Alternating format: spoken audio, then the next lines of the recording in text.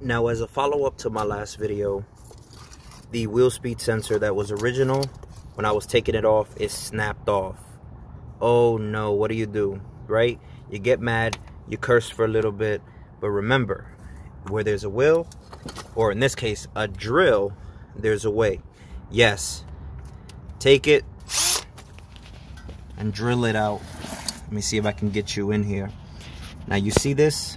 This is the mating surface. You want to clean this up as best as you can. You want to add a little anti-seize right here and make sure you don't goop it in there, but enough so that the next time or the next person that gets in there, assuming it doesn't go to the junk, they can still take out the screw. Now the screw came out with no problem, but this thing is snapped off inside. Had to drill it out, but with enough coaxing, I got it. This thing, it's done its duty. But last thing you should do is take some Q-tips, take something, and make sure you got a shop vac or something to suck out all of the little fluffy stuff or hair from the Q-tips.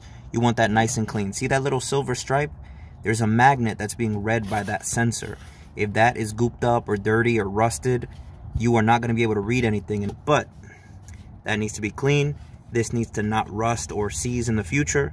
So make sure, clean this out, and if it happens to snap off, do not panic.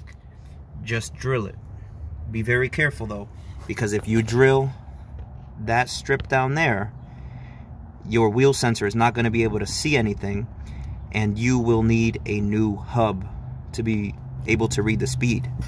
Once you route your new sensor in, everything is good. Put everything back together, and you're on your way. Make sure that if you do major suspension work, that you do go get an alignment. Don't go to some corner store where they, free alignment, you get a pack of bananas or something. Make sure you're paying for high quality alignments by somebody who knows what they're doing. Work smart.